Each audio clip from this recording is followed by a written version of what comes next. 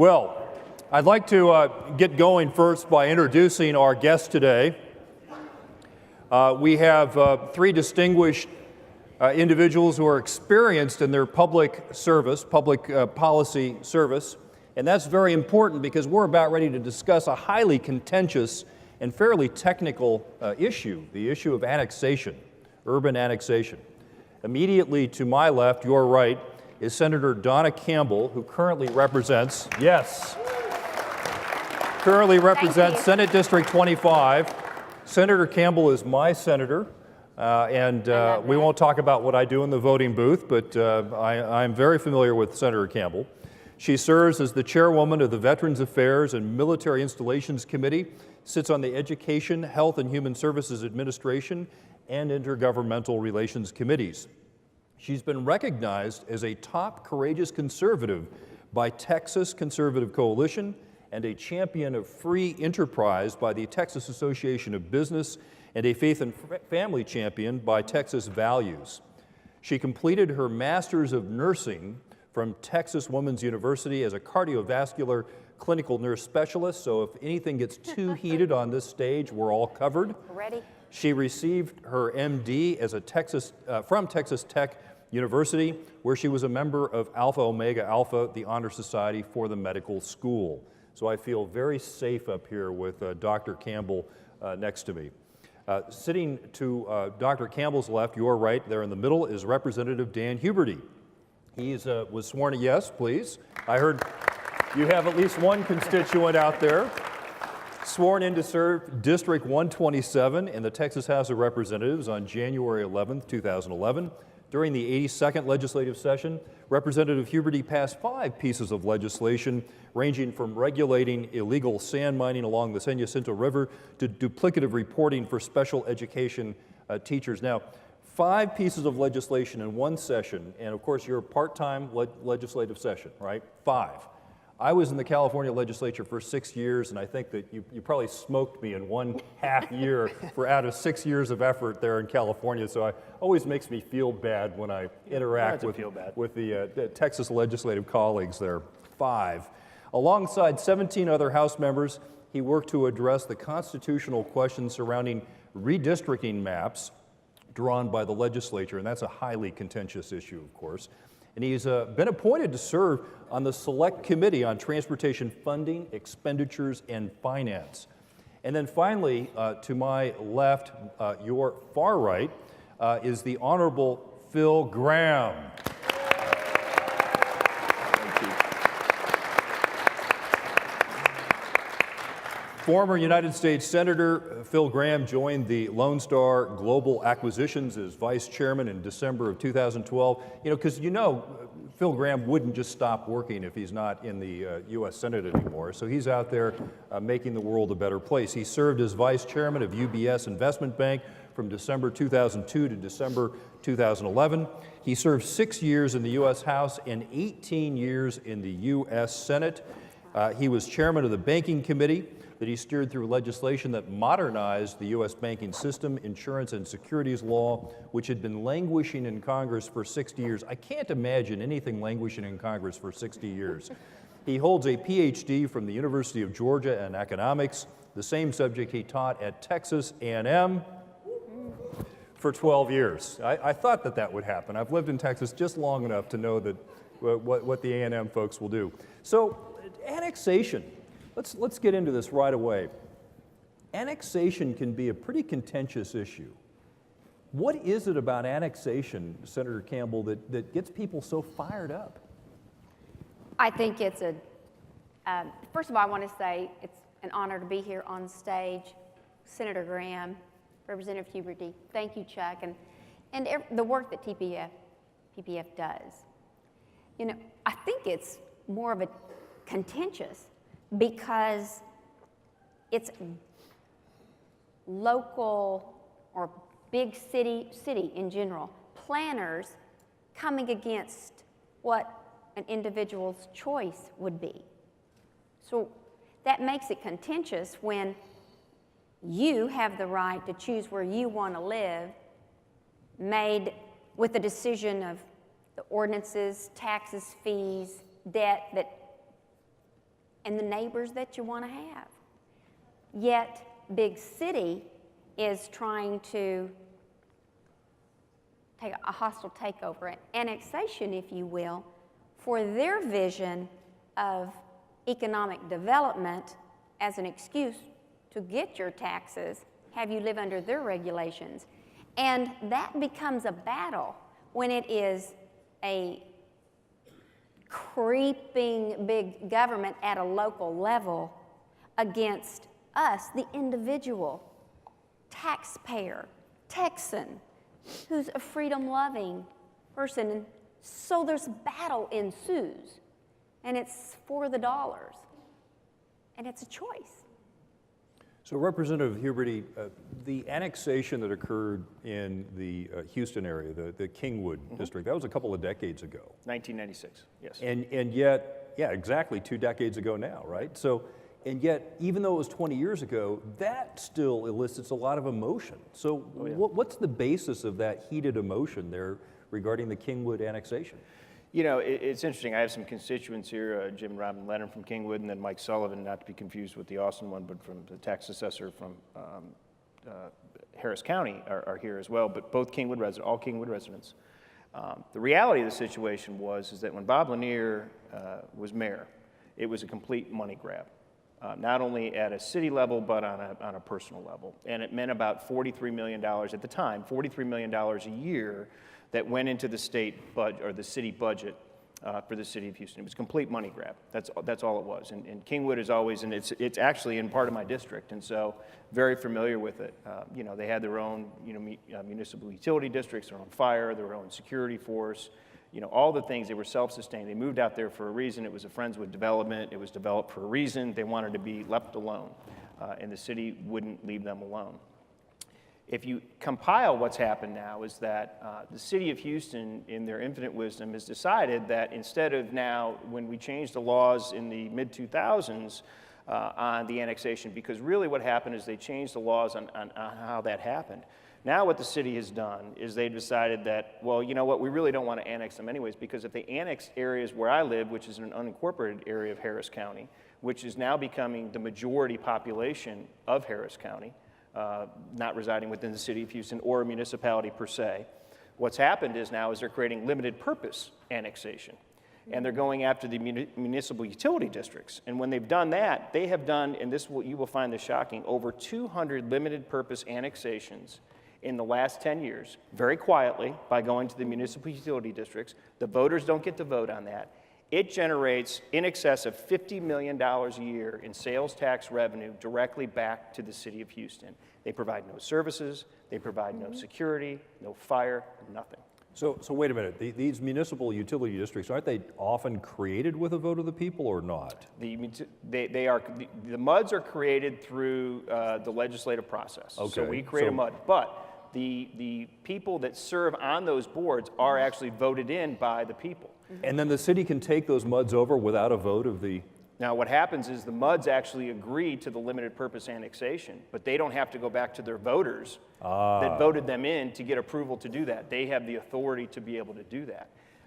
So that's just one piece of it. And I remember when Mike Sullivan was a school board member, this was before I got into elected capacity, we had a meeting at our community area talking about we didn't want to be annexed in the city. And the argument was, I said, well, the city will leave us alone for 30 years. I said, they don't want us.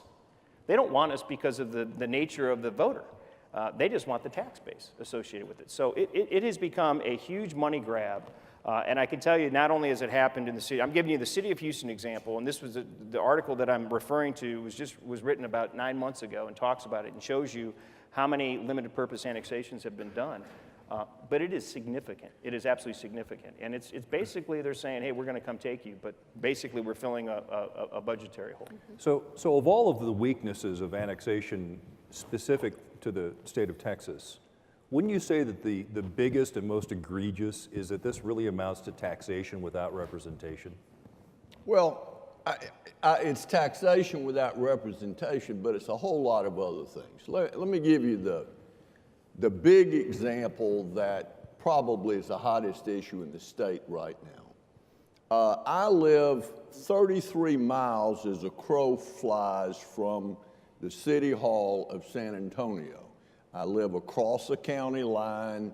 I'm an old man out in the country trying to sit by the fire and keep warm, tending my own business.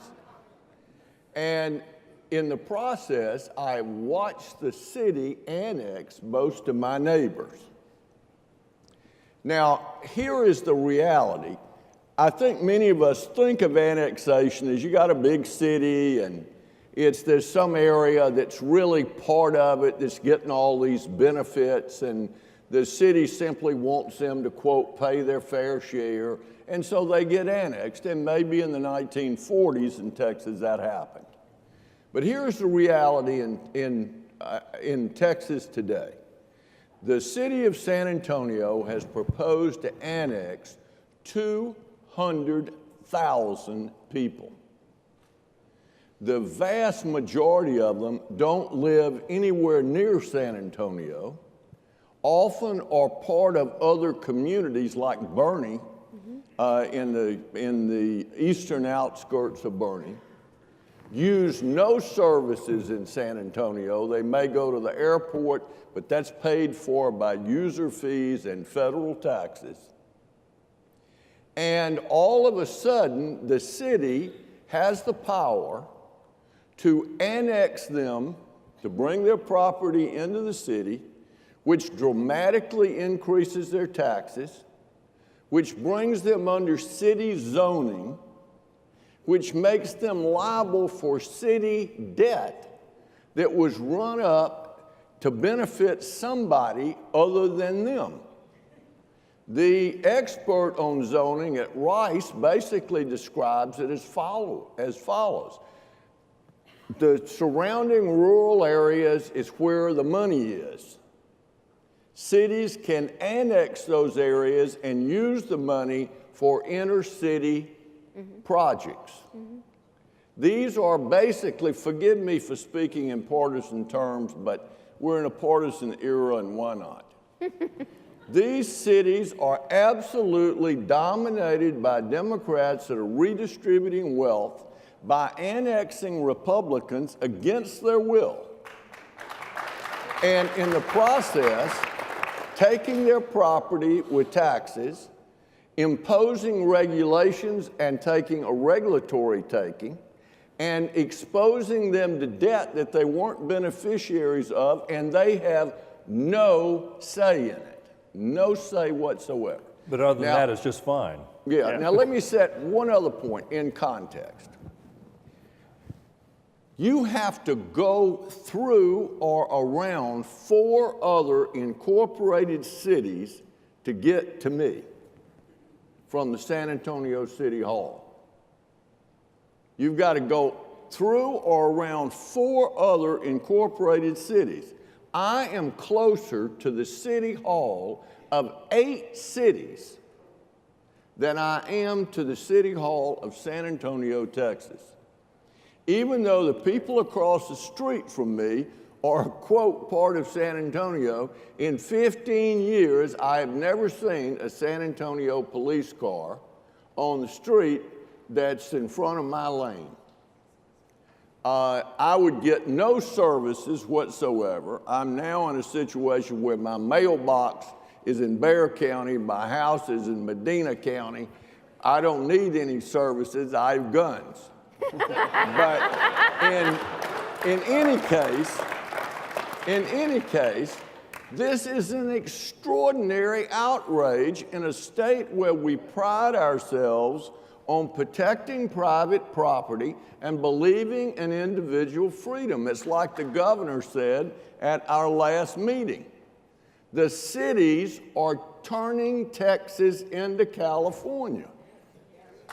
Who gives them the right to take my property? If I'd wanted to live in San Antonio, I could have done it.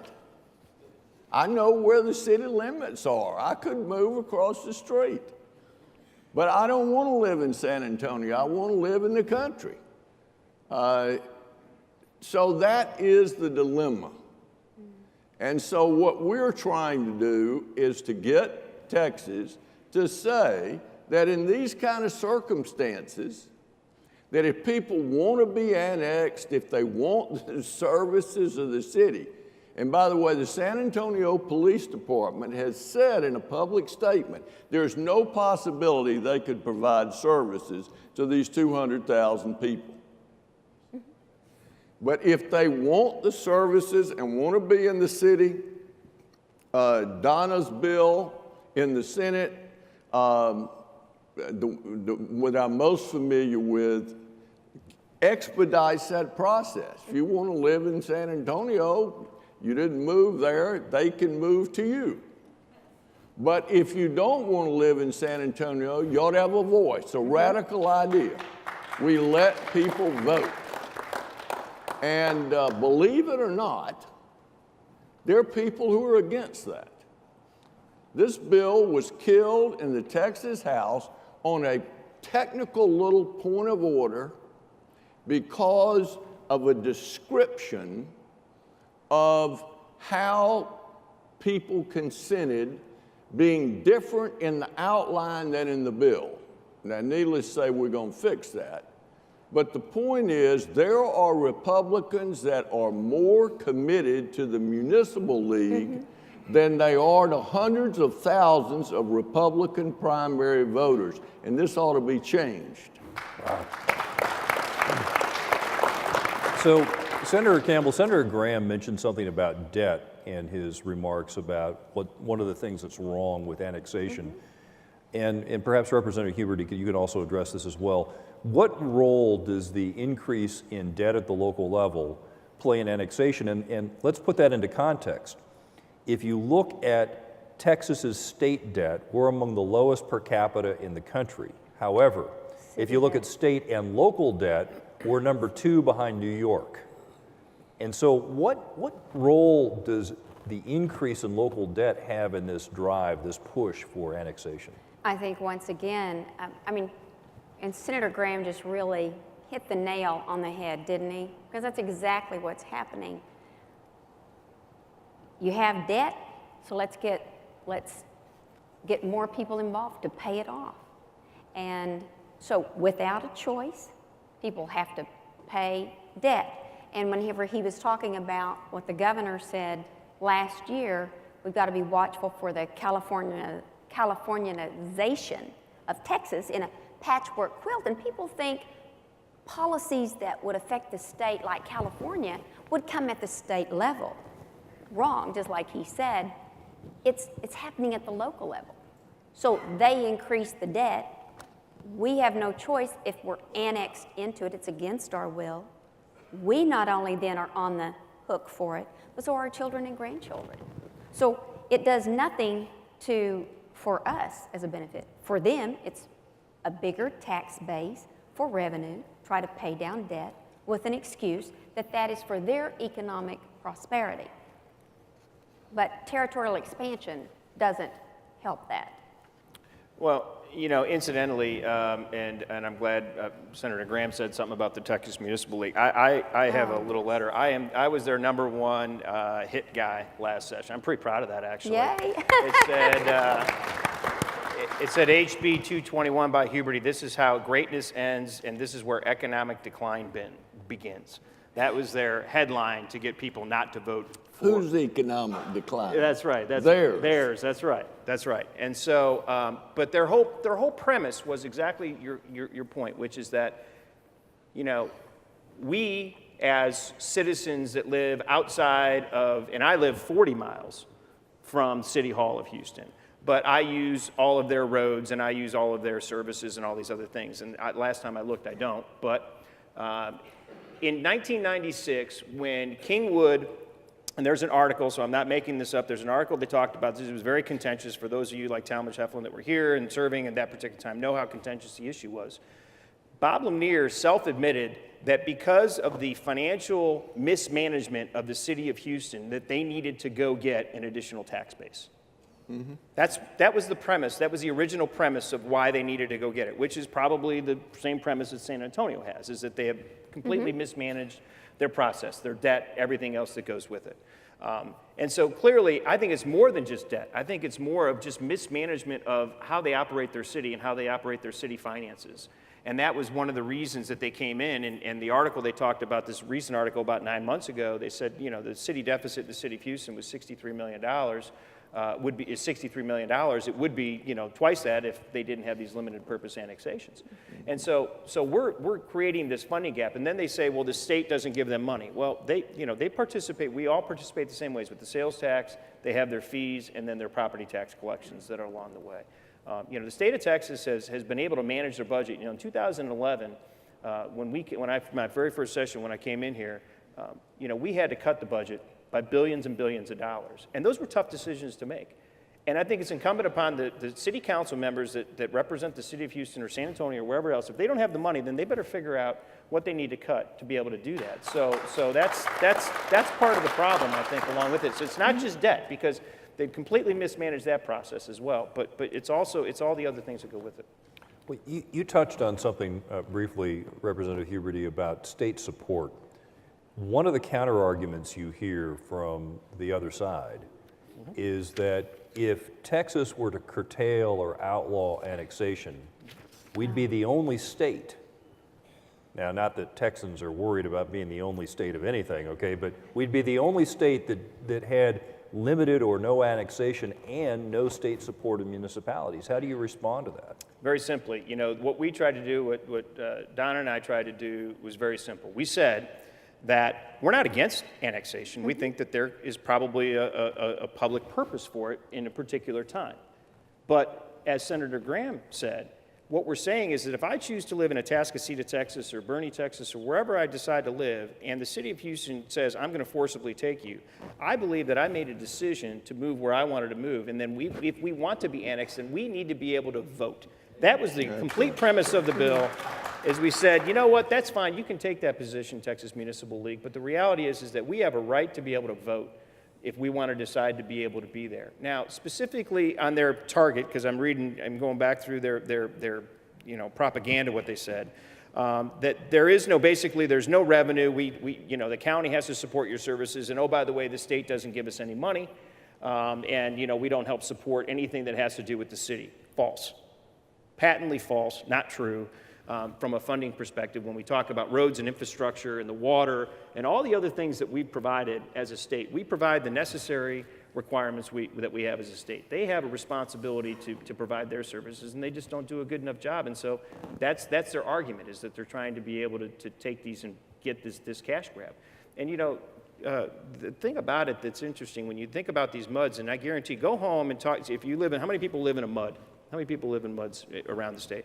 Go home and look around your MUDs and see where they're at, and see if they've actually cut a deal with your city, because you probably wouldn't even know if they did it, because they're very quiet about it. But, you know, it's concerning, because you take in the city of Houston's case, $50 million for zero services to those areas that could be used for the volunteer fire departments, that could be used for the services that would really go back into our communities that are not. Yeah. Yes, sir. And it could be used to raise their children. Yeah. Yeah. It could be used to invest in the private sector in America.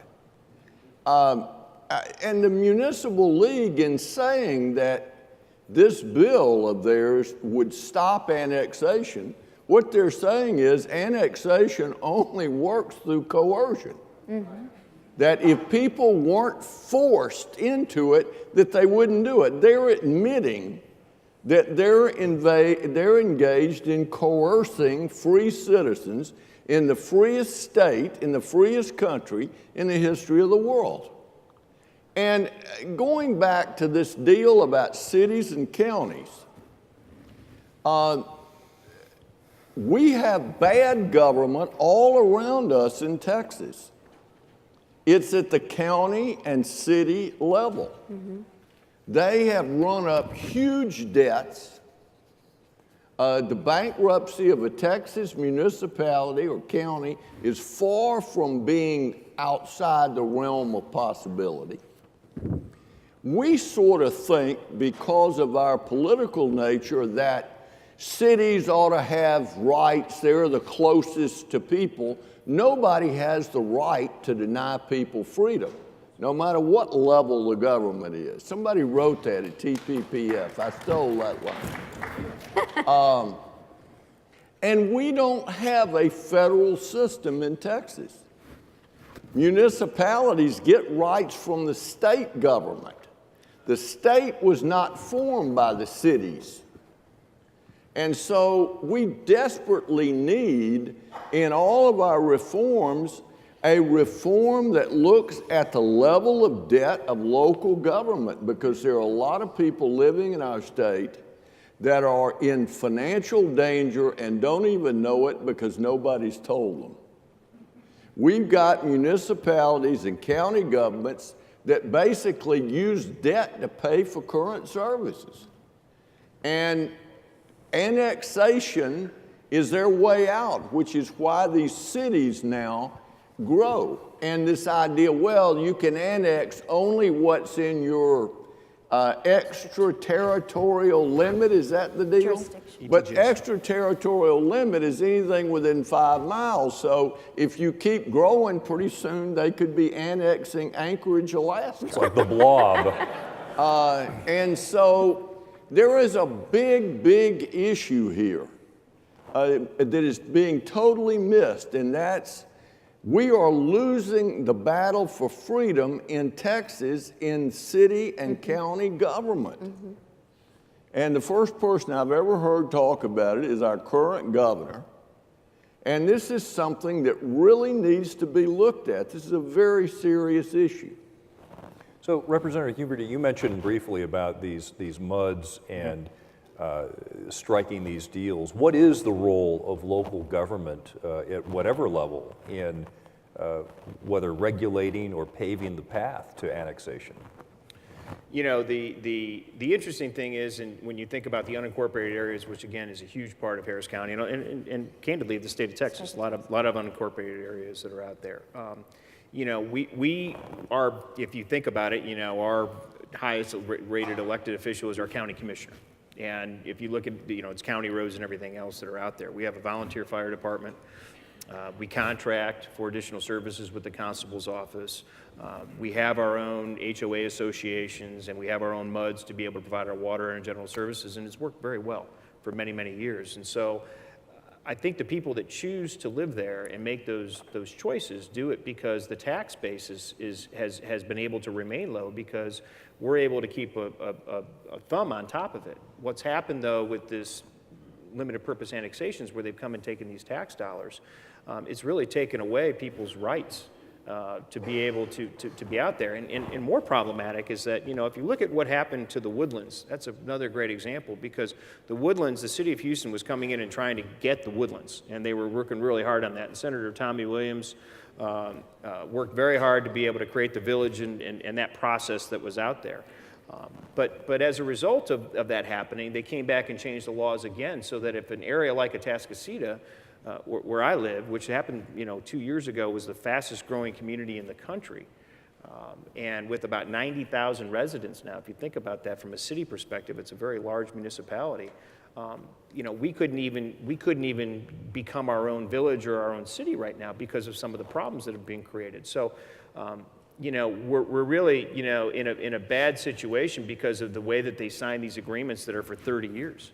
And it's really created some problems within our own MUDs in our own districts to be able to do that. And so, we as state legislators and our state senator and our county commissioners work very well together to be able to make sure that as we go forward that this will never happen again, which was the purpose of this bill. The purpose of this bill is that, you know what, I know I got to wait approximately 19 years and 20 days and whatever it is, right? However long it is. It's about 19 years that we have left. But whoever comes after me in this role and Donna in her role, at least we've set the stage to be able to say that never again will this be allowed to happen if this is the way, if we can get this legislation through. Senator Campbell, is annexation reform a bipartisan issue? The actual issue, the concept shouldn't be, because everyone should have the right to choose where they want to live, and that's really the underlying concept that everybody should be on board with.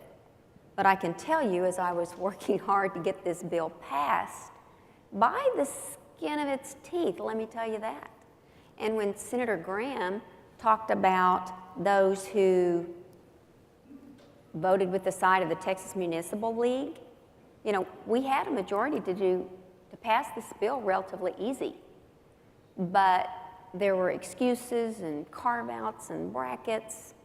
So it turns out to be not a bipartisan so much Democrat-Republican as it is urban versus free will of the Texans. So I think that's where we were, because this should not be a partisan issue, but it is definitely a split issue because the folks that go with the city. I mean, just like Senator Graham said. So why has this taken so long? I mean, Senator Graham just said that the current governor is the first governor we've really heard this from. Is this something that has really only recently become a problem because of the escalating debt in recent years, or have there been previous attempts at annexation reform? You know, I think I'll weigh in on that first. This, as I said, is an example of creeping local government. It is so slow. It's like sitting in water that's going to boil, but it's so slow you don't know it's getting hot until it starts affecting you. When you choose where you're going to live, 30 miles from downtown San Antonio, do you really think that in your future, your near future, No. your mayor's going to be the mayor of San Antonio? No. Yet it happens so slow. It's creeping up there. You buy your property, and ETJ gets annexed, you're still safe. A few years pass, ETJ gets annexed. ETJ is now extended. The next thing you know, your neighbor across the street gets annexed. You're next. So you're not safe. And we have become more vocal about it because we just become more vocal about it. I don't know. It's just more awareness, and maybe because there's more people out there making, a stand for it. Right. But it was not easy to pass. So there is strength in that urban lobby group. You can like the lobbyists, but not necessarily what they lobby. For anybody out there that was for the urban. You know, I, just from my perspective, when we started talking about doing this, obviously from Kingwood's perspective, very familiar with that, then what happened in 2004, 2005 in my community. But the genesis of this session was a result of work that we did with TPPF. You had Jess Fields that was involved, that was basically lived in my office with my legislative director, Ben Melson, who's here, who knows more about annexation than he probably wants to know. So if you want a lesson on it, he can give it to you. And Molly Spratt, who's here with me today, who worked very hard on this issue. And what we found is that when we started digging into it and saying, every time that somebody's tried to do this, the Texas Municipal League and those groups significantly pushed back. They did. Very hard and very fast. And so we knew that it was going to get ugly. We knew that it was going to become personal, and it did. And to the point where, it was we tried to be responsive to everybody that would come talk to us about it. And you would be shocked with the cities and the people that would come in and talk to you about how maybe they're conservative or whatever, but you can't do this. This is bad. And I said, we're not doing anything that other than giving people the right to be able to vote if they want to be annexed. I don't understand how difficult this is to understand. And so, specifically, was it a partisan issue? Well, the bill ultimately got killed by a Democrat, through our procedural process, and Senator Graham's right. We learned something along the way on that. Of how to make sure that it's structured properly. So it met with the Voters' Rights Act. That's really what the issue was, is that the bill had some compliance issue with the Voter Rights Act, which is a federal law that we had to come in compliance with. So we're prepared, right, for next session. Yes. God willing, that it's going to be a fight. We know it's going to be another fight, but we're with Senator Graham. We're going to get there. And I would like to say that he stood up for us. Yes. Came out strong, lobbied, and I know that he didn't, ask to do it. He wasn't asked to do it. He offered to do it and did videos and was very supportive and made phone calls. I mean, really cool. That was very cool that you did that for us, so thank you. Well, let me just say, first of all, I have the right to petition my government, and I try to use that right. No, this doesn't have to be, shouldn't be a partisan issue, but when you get right down to it, it is this area where the views that are alien to the majority of the people of our state dominate government at the local level. Yes. And so by using something like annexation, they can redistribute wealth, both with taxes, with regulatory takings. They can expand the power of a jurisdiction that they control relative to a jurisdiction that we control. And I think it's really coming to a head now because, one, it's become so outrageous. The level of annexing 200,000 people who have virtually nothing to do with San Antonio, that gets people's attention. I think also you've got growing municipal debt, and this is a solution by taking somebody else's money. A well-known solution used all over the world, Venezuela, Cuba, Washington. So I think this is a battle that needs to be fought and won. This is a big-time issue. It's the kind of thing that TPPF is so important in because they can focus attention on it because nobody else is paying any attention to it. We're rocking along here thinking Texas is getting better every day. It is, depending on where you live. If you live in Alamo Heights or somewhere like that, it's getting better. But if you live on the way outskirts of Bandera, you're about to be in San Antonio. It is not getting better. Right. So I think this is the kind of thing we need to take on. And finally, let me say, the Texas Municipal League is simply an example. And there's so many others. For example, school choice. 84% of the primary voters who vote in Republican primaries, and we absolutely dominate this state politically. 84% of the people are for full-blown everybody's school choice. Yep. Why can't we get it done? Well, we say, oh, it's the teachers' union. Well, it's probably more the superintendents and the school boards because they're the people that influence rural areas. They're the largest employer in the county. The superintendent of schools is the highest paid employee in the county. And the legislature is structured to be able to look like you're doing something when you have no intention whatsoever of doing it. It is a bait and switch institution that worked to our favor for years and years and years, but now works against us.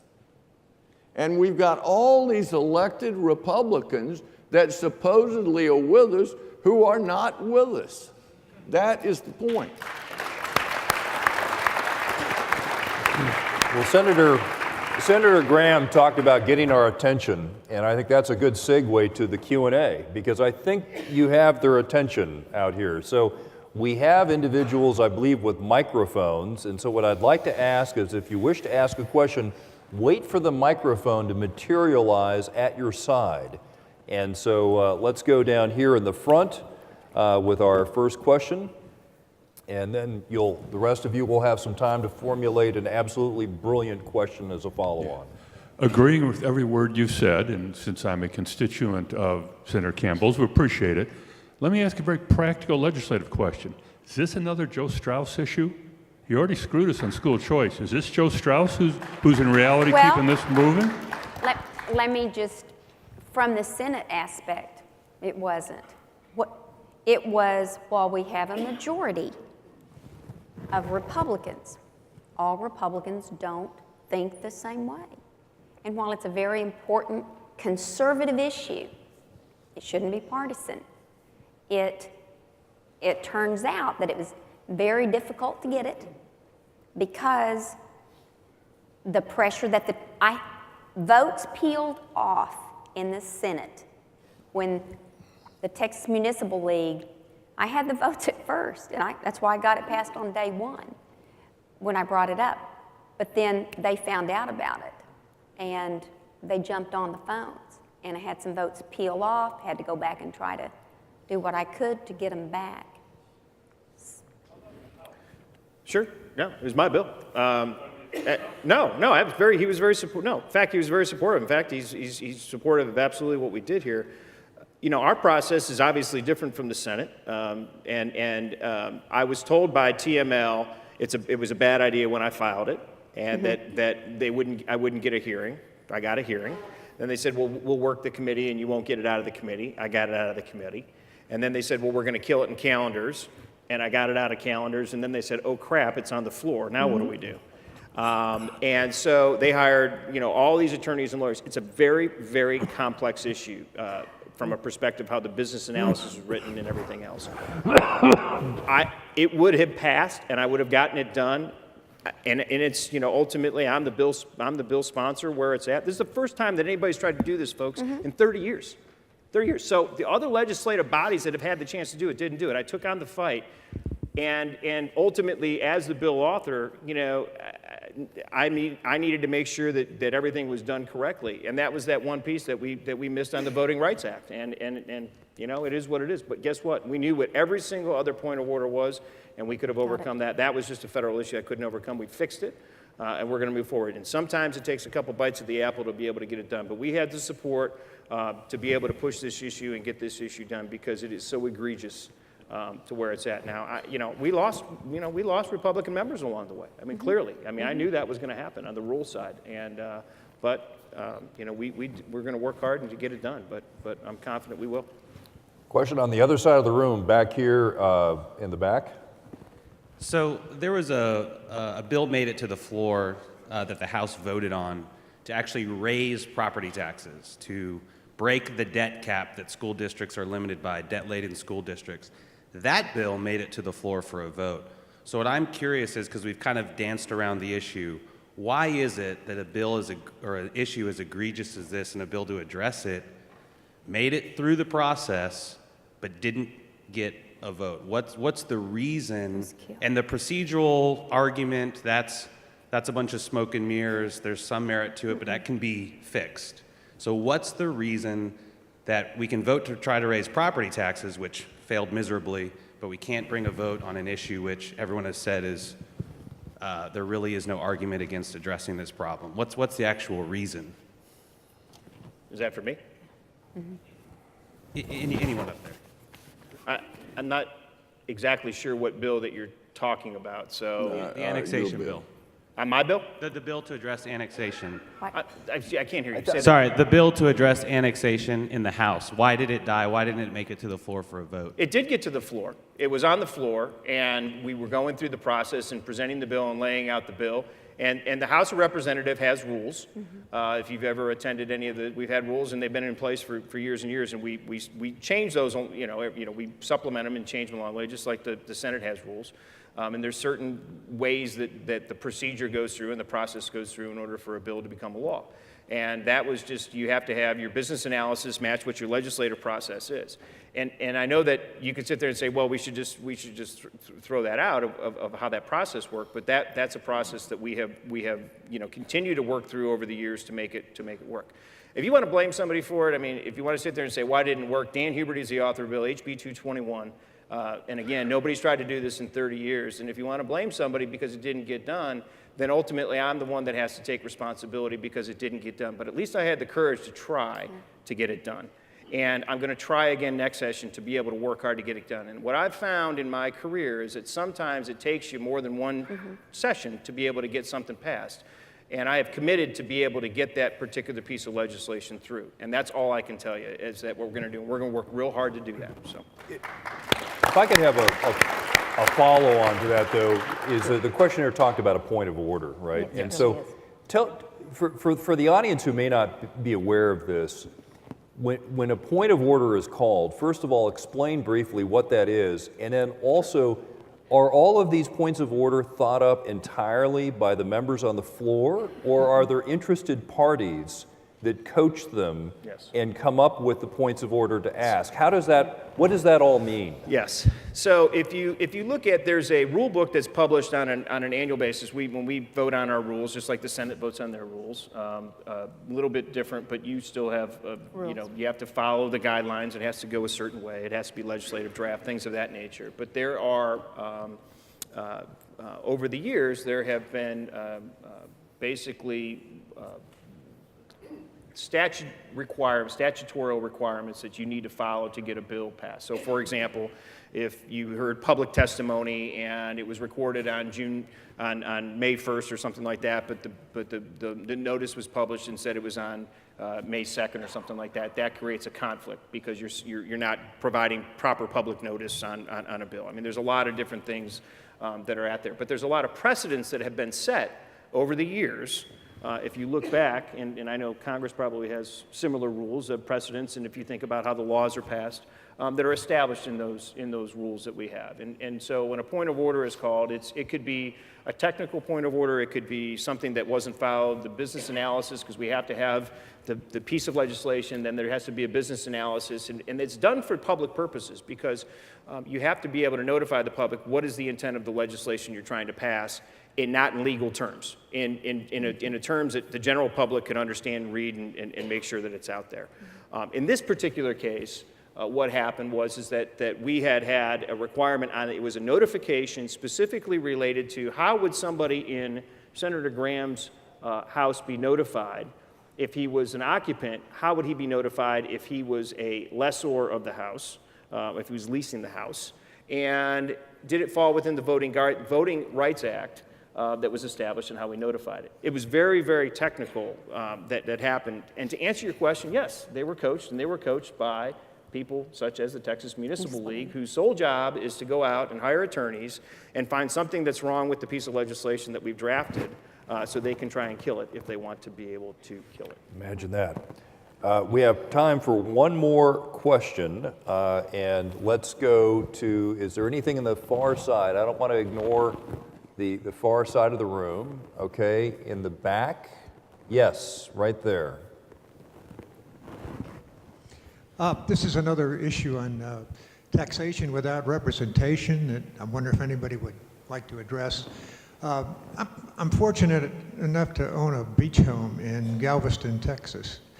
But although in Houston, there doesn't seem to be any technical reason that they can't give me a ballot that excludes me from voting for members in other city council districts to which I don't belong, I never get a chance to vote on any of the people that are taxing my beach house in Galveston County because that's not my permanent residence there. So I can't vote there, and I can't vote for anybody that's setting the tax rates there. And not only that, to add insult to injury, the city of Galveston annexed my beach house. So now there are two taxing authorities, which I have no input into whatsoever. He lives in Houston. Yeah. I wonder whether there's anything you could suggest that could be done about that. I think Senator Graham wants to answer it, but I'm going to repeat the question. He lives in Houston, but he's got a beach house in Galveston. And he doesn't get to vote for them and the people in Galveston, and then they annexed him on top of that, and he doesn't get any representation there. And he wants to know what you think of that. Well, my mother was talking and said she voted in Georgia and Alabama. And she said she paid taxes in both states, so she felt she had the right to vote. And this was on ABC television. Oh. So I called her and said, well, Mother, it's a felony. And, it'd be best not to repeat it. And she said, hell, they don't put people in jail for killing anybody. What are they going to do to a 92-year-old woman? Which was true. Nobody ever filed any charges. But the point is, there are numerous inequities for property owners and they just exist. I don't know what the solution to it is. This battle was fought out 170 years ago about property owners voting on property issues. Lincoln and I were on the same side of the issue, but our side lost. But again, we can't fix every wrong. What we've got to do is find the things that can be fixed and fix them. And what happened on this bill was basically that the power of vested interest was able to use a technicality, and a legitimate technicality. The outline of a bill ought to say what's in the bill. But they were able to use that to kill the bill when they could not have done it on an up or down vote. So it just simply says we've got to work harder. We've got the time to go back and be sure everything is done right. One of the issues we got to decide is who gets to vote and whether you want to be annexed, people that live there or people that own property. I don't know that there's a perfect answer, and we don't need one. The point is, under any reasonable circumstances, I live just outside Helotes. If I were going to live in a city, I'd have lower taxes, real fire and police protection. Why would I ever go to San Antonio? So we don't have to have a perfect system to protect me or 200,000 other people like me. Senator Campbell, you've got the last word. Well, then thank you for this. I think I would add one thing to your point, sir, about being registered to vote in Harris County, but having property in Galveston. Back to what Senator Graham said at the onset, look at who the people in local government are. They have very liberal ideology. So what you can do is physically get to Galveston, find somebody who is willing to run for office that you can support, and you get a cohort of people that can vote for the person who, represents your ideology. So you can't vote there, but you can virtually vote, if you will, by getting somebody to run who believes like you do and supporting them by getting others to vote for them. And that can be done across the state to change the local government, because what Senator Graham said, it's at the local level. That's where we're really having a problem. That's where creeping big government is happening. Well, thank you, panelists. I would like to put in a plug for the Texas Public Policy Foundation's new Center for Local Governance. As a political refugee from California, I understand and appreciate very much Governor Abbott's comments at our policy orientation last year about the creeping Californiaization of Texas that's happening at the local level. And wouldn't you know it, just as the new governor mentions that, we happen to create a brand new center to address exactly that issue. Because if we're going to see the erosion of liberty in the Lone Star State, it's more than likely not going to come from the state capitol, but from the local governing entities in the state of Texas. And so the Center for Local Governance, I think, is the antidote to that. And I'm delighted that the foundation has been able to create that. And do we have Allegra Hill and James Quintero, the center director here? I'm sure they are, because they're probably terrified I might say something wrong. Would you please stand up? James Quintero is the center director, and Allegra Hill. These are your advocates for local liberty in Texas, and they're fighting for you every day of the week. I can attest to it because they always have their noses down at their desk working. I can see them from across the hall. Okay, for the attorneys in the audience, for those of you, you don't have to raise your hand and admit that you're a lawyer, but if you're an attorney, your continuing legal education sign-up sheet, if you just leave it on the table, and if you haven't had a chance to sign it, where is Aaron? Aaron, Aaron is in the back, and you're going to be able to get a sign-in sheet from Aaron if you have not seen one yet. Ladies and gentlemen, thank you so much for attending the 14th annual Texas Public Policy Foundation's Policy Orientation.